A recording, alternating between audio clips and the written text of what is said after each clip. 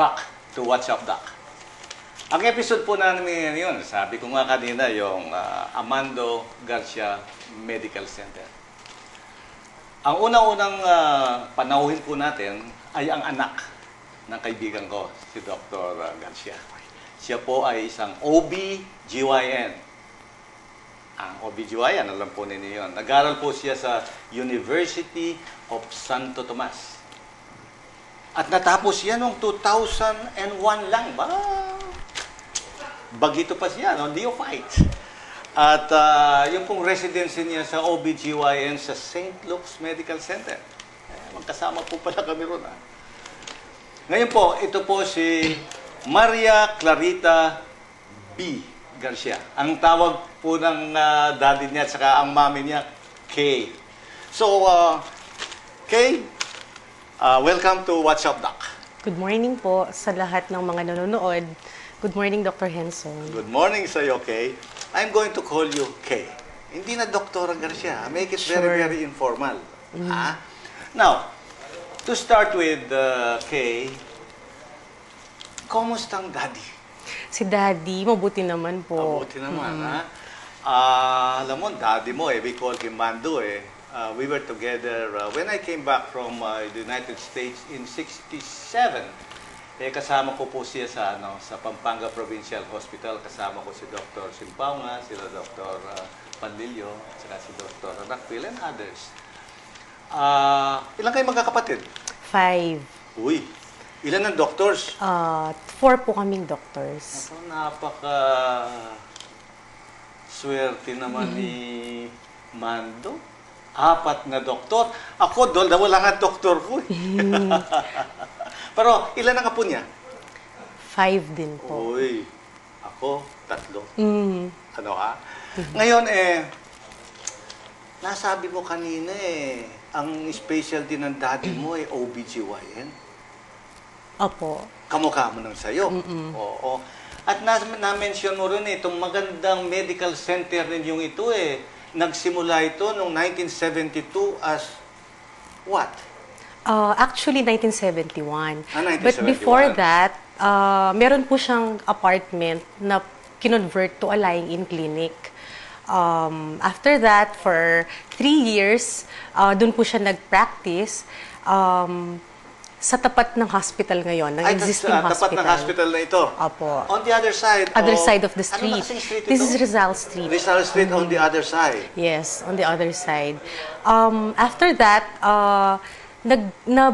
nabili po niya yung lot na to in 1971. And then from there, ginawa po yung yung unang-unang lying-in, 25-bed capacity lying-in clinic. 25 beds. Alam mo, nakikita ko na rin noon 1972. Medyo maliit pa yung Opo. Garcia Dr. Maternity. Armando Garcia. Armando Garcia Maternity. Lying-in and Children's Clinic. Lying-in and Children. Ilang beses na binago ni Mando ito? Kasi ngayon ako, ang ganda-ganda niyo Kasi sabi mo nga, nung araw, 25 beds lang. Ilang beds na ngayon? 100 na po ang bed capacity. 100 na? Ilang beses na nabago? 4 times po, bale. One in yung first po, 1971, nung inauguration ng lying-in clinic. Tapos 1976, nag-expand. Yung mga ancillaries po, nag-start i-construct. Tapos 1996, yung expansion talaga. Tapos 2001, ito pong existing na to ngayon. 2001? 2001. Aba, 2008 na ngayon. Opo. So itong napakagandang medical center na ito, 36 ilang years na po. 36 years. Kanya naman pala Dahil pagpasok ko lang dito alam ko na state of the art itong hospital ninyong ito Mind you, listeners, if you have time, kapag po may oras kayo, meron pong sila Kay, meron po silang masarap na kape rito. Anong pangalan nito? Coffee Doc po. Ano? Coffee Doc. Coffee Doc. C-O-P-I. Coffee Doc dito. Magkape po kayo rito. at visit this beautiful medical center.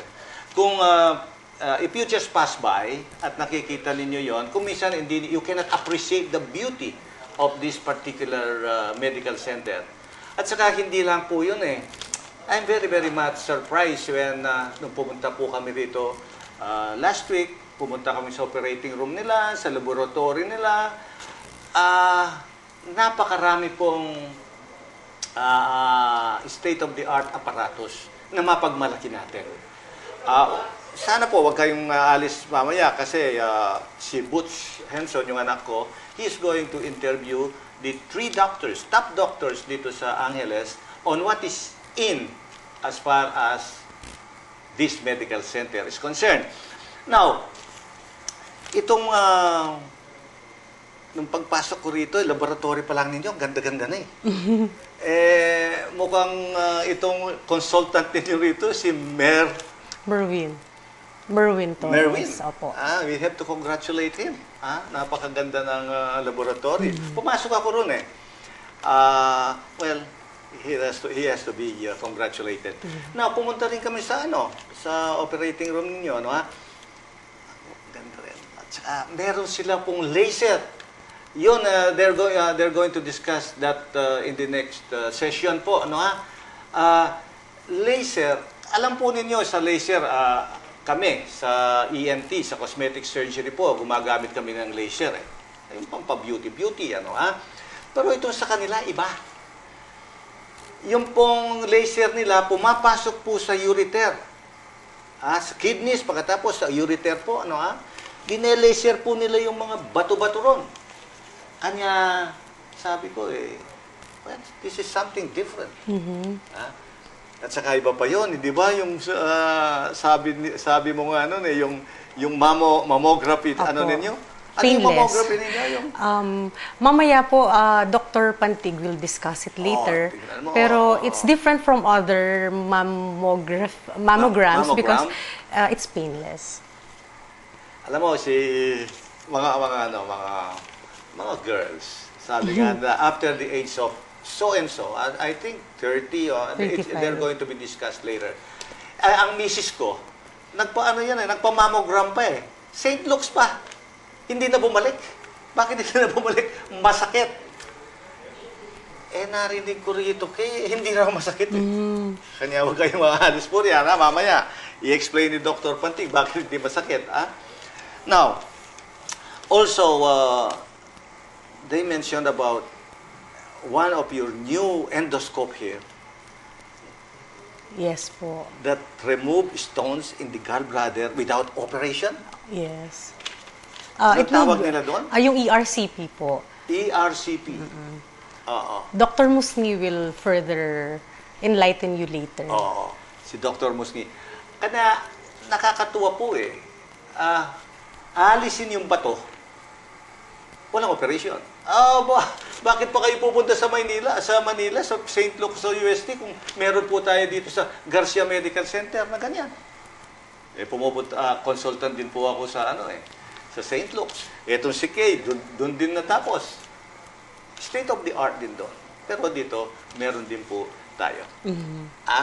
Well, ito Kay, kailangan mapagmalaki natin na your daddy started it many years ago. Yes. Well, we are fortunate that your mother is here and binibigyan tayo ng moral support.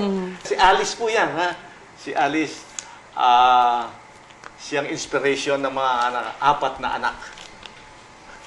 Well, Alice, hi. Ngayon,